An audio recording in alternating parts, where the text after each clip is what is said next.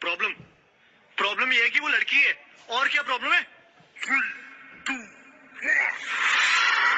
Problem ये है कि हम चाहते हैं हमारी लाइफ में कोई प्रॉब्लम ही ना हो, लेकिन अगर हमारी लाइफ में कोई प्रॉब्लम ना हो तो ये उनकी लाइफ की सबसे बड़ी प्रॉब्लम है। बेसिकली हर लड़की की लाइफ में एक उम्र आती है जब उसे रियलाइज होता है कि अब उसकी लाइफ एक ड्राइवर, एक बॉडीगार्ड, एक नौकर और एक एटीएम के बिना नहीं चल सकती। और अब हर लड़की इतना सब कुछ तो अफोर्ड कर सकती नहीं ना, तो लड़कियां ढूंढती है बॉयफ्रेंड, ट्राई पे रखती, काम पर रखती, काम अच्छा लगे तो नौकरी, परमानेंट, शादी। शादी में सबसे इंपॉर्टेंट चीज क्या होती है? मांग भरना। और आदमियों को तो काम ही है औरत की हर मांग भरना।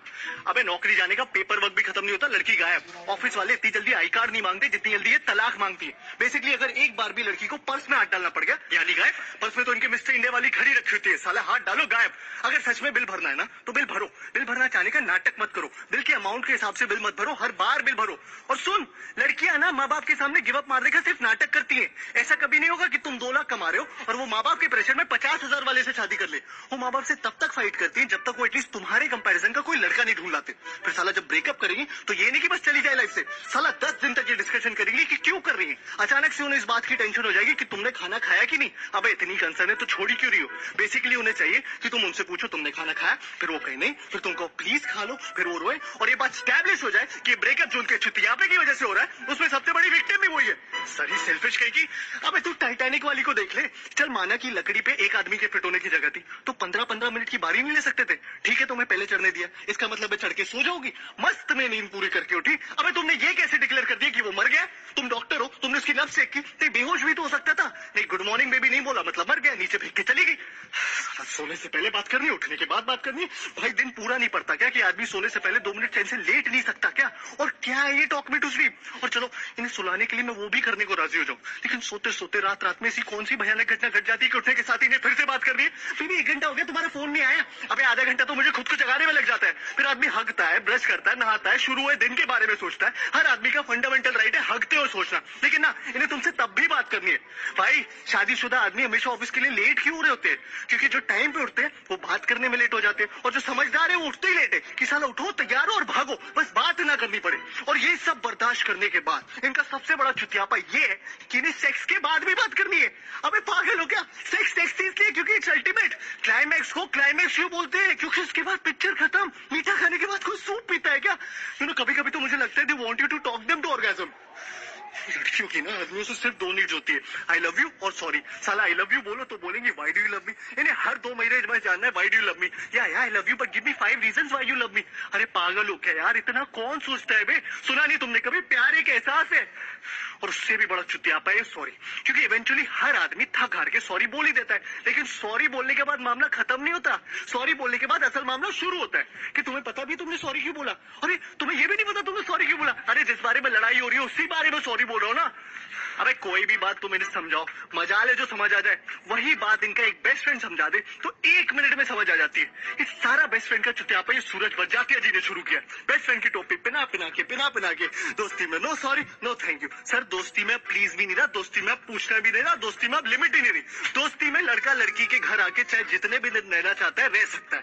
दोस्ती में लड़की लड़के की गोद में बैठ जाए, प्लेटोनिक है। दोस्ती में लड़की दारू पी के लड़के की पप्पी ले ले, प्लेटोनिक है। दोस्ती में लड़की लड़के के सामने कपड़े बदल ले, वो भी है। दोस्ती में तो शायद सेक्स भी प्लेटोनिक ही होता होगा। इनके कपड़ों के बारे में जरा सा कुछ बोल दो, अचानक से फेमिनिस्ट टाइप हो जाएंगी। You can tell me what to wear. अरे जब तुम मुझे बता सकती हो कि मैं क्या पहनूं तो मेरा बताना अचानक से equality, liberty, individuality, freedom, sovereignty का इशू कैसे बन जाता है? और इस साला भैंस की आंख फोन तो सबसे बड़ा दुश्मन है आदमी का।